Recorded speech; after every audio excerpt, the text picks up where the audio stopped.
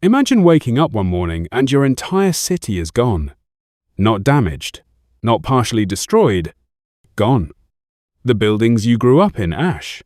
The streets your parents walked, rubble. The factories that fed your family, craters.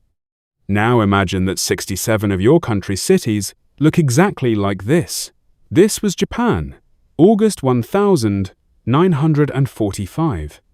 Over 3 million Japanese people were dead. Roughly 40% of the country's entire industrial capacity had been wiped out. Hiroshima and Nagasaki had been vaporized by atomic bombs. Tokyo, once one of the most beautiful cities in Asia, was 50% destroyed. By every single measure that matters, Japan was finished.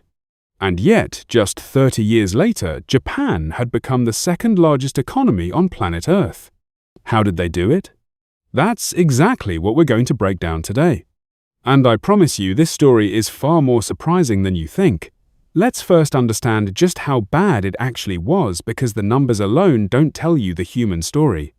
By the summer of 1945, America had conducted what's known as the Strategic Bombing Campaign against Japan. General Curtis LeMay's B-29 bombers had firebombed city after city. On the single night of March 9th, 1945, the firebombing of Tokyo killed an estimated 80,000 to 100,000 people in one night, more than either atomic bomb individually. The Japanese people weren't just dealing with physical destruction, they were dealing with something even more paralyzing: psychological collapse. For decades, the Japanese government had told its people they were invincible, that their emperor was divine, that they would never, ever surrender. And then, on August 15th, 1945, for the very first time in history, the emperor's voice crackled over the radio. Hirohito spoke in formal, ancient Japanese that most ordinary citizens could barely understand. But the message was clear enough. Japan had surrendered. People wept in the streets. Some military officers committed suicide on the palace steps. A nation of 72 million people collectively experienced something that has no easy English translation: total psychological and physical devastation at the same time. The black market immediately exploded. A single cup of rice, which costs almost nothing, was being traded for gold jewelry. People were starving. So, when General Douglas MacArthur stepped off his plane at Atsugi Air Base in late August 1945, wearing aviator sunglasses and corncob pipe, he was walking into what might have been the most broken country on Earth. What happened next changed everything. MacArthur became the Supreme Commander for Allied Powers SCAP. Essentially, he became the most powerful man in Japan. More powerful, in practical terms, than the emperor himself. Now, here's where most people expect the story of a conqueror imposing harsh punishments, demanding reparations, humiliating a defeated enemy. That's not what happened. MacArthur and his team made a calculated decision. They would rebuild Japan, not punish it. Why? Because the Cold War was beginning. The Soviet Union was expanding. China was falling to communism. America needed a stable, democratic, capitalist ally in Asia, fast. Japan wasn't just going to be rebuilt, Japan was going to be redesigned. Three things happened during the occupation that set the entire trajectory. First, the 1947 Constitution. MacArthur's team essentially wrote Japan a new constitution, and buried inside it was Article 9, which stated that Japan could not maintain offensive military forces and could not wage war. At the time, this seemed like a restriction, a humiliation. But here's the twist, and this is one of the great accidental gifts in economic history. Because Japan couldn't spend money on a military, it spent that money on everything else. While America was spending 7 to 8% of GDP on defense during the Cold War, Japan was spending less than 1%. That's hundreds of billions of dollars over decades redirected into factories, schools, infrastructure, and research. Second, land reform. Before the war, Japan had a feudal-style land system where wealthy landlords owned enormous farms and peasants rented from them. MacArthur's team broke this up, redistributing land to ordinary farmers at extremely low prices. This created a large, stable middle class almost overnight. People who now owned their land worked it harder, and crucially, they now had something to save for. Third, the purge. MacArthur removed the old military-industrial elite from power, the men who had driven Japan into war. This opened up space for a new generation of entrepreneurs, bureaucrats, and business leaders who had very different ideas about Japan's future. The stage was set, but the spark was still missing. June 25th, 1950. North Korea invades South Korea. For Japan, still limping along economically, this was, in the most uncomfortable way possible, a stroke of extraordinary luck.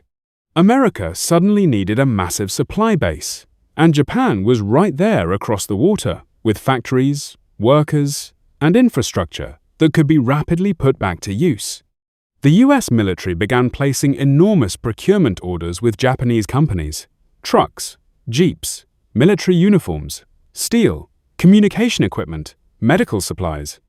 Between 1950 and 1953, these special procurements injected approximately $2.3 billion into the Japanese economy.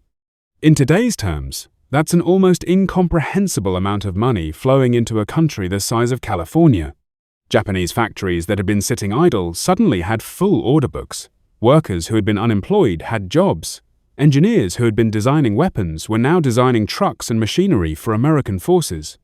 Yoshida Shigeru, Japan's prime minister at the time, reportedly called the Korean War a gift from the gods. It's a controversial statement, given the human cost of that conflict.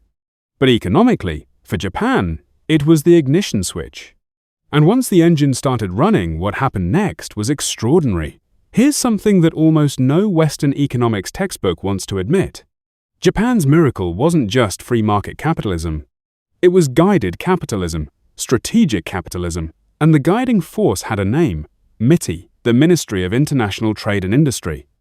MITI was essentially a group of elite bureaucrats, the smartest graduates from Japan's top universities, who sat down and decided which industries should Japan invest in and which should it abandon. They picked winners, deliberately.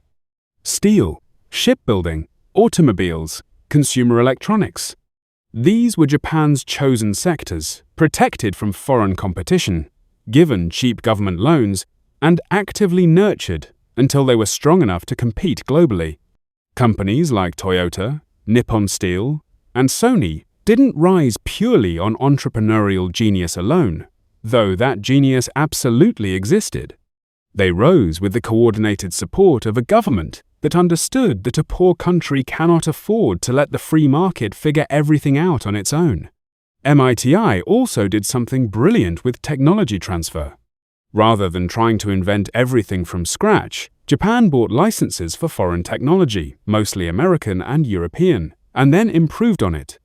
Japanese engineers didn't just copy. They obsessed over quality in a way that their Western counterparts had become complacent about. Which brings us to one of the most ironic stories of the entire economic miracle.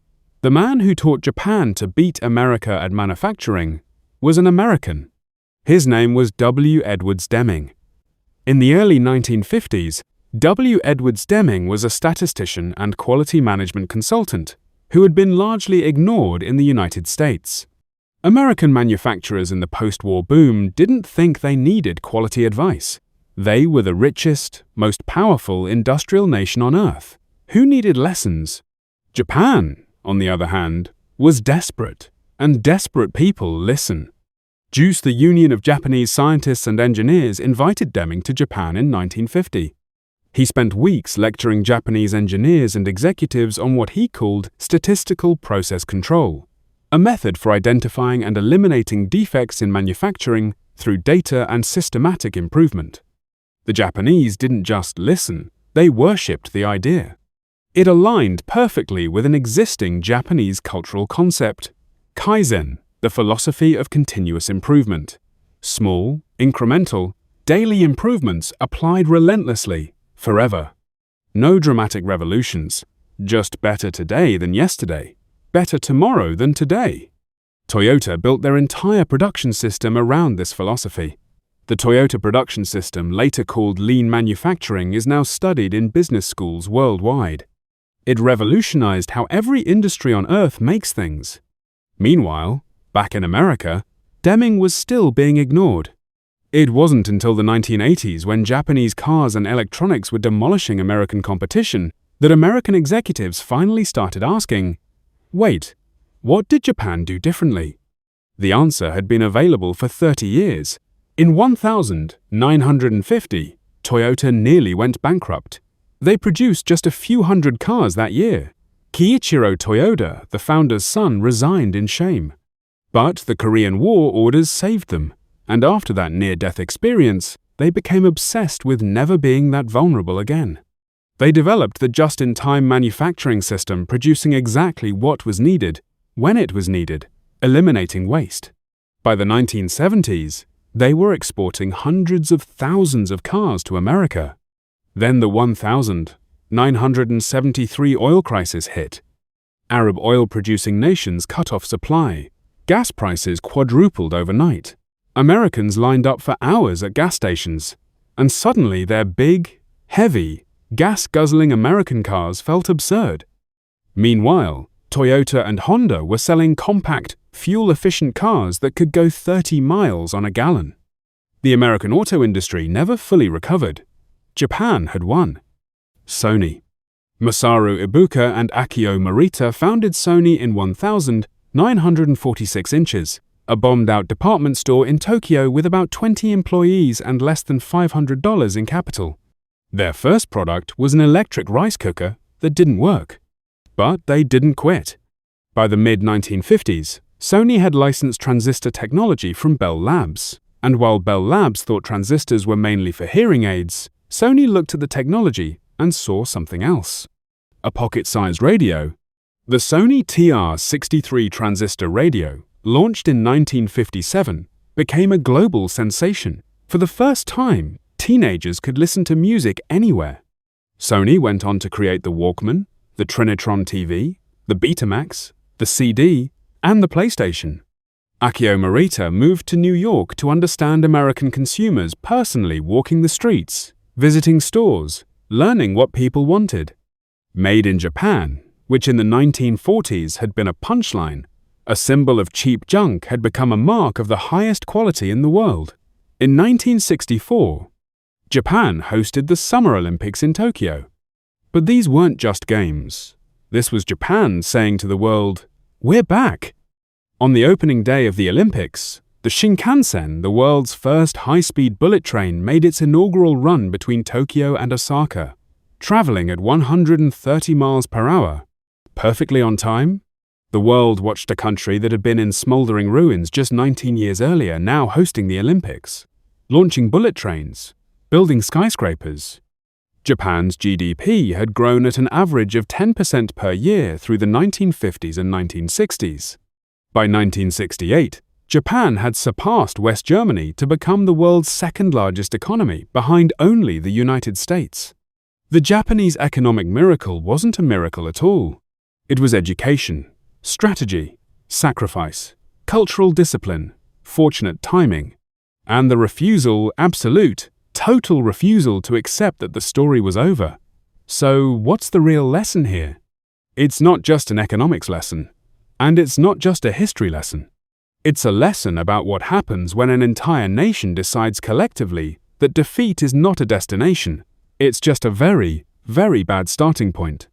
Japan had every excuse to stay down. No natural resources, an island nation with almost no domestic oil, no significant iron ore, no coal, a shattered infrastructure, a psychologically broken population, a foreign military occupation. And they built the second-largest economy on Earth.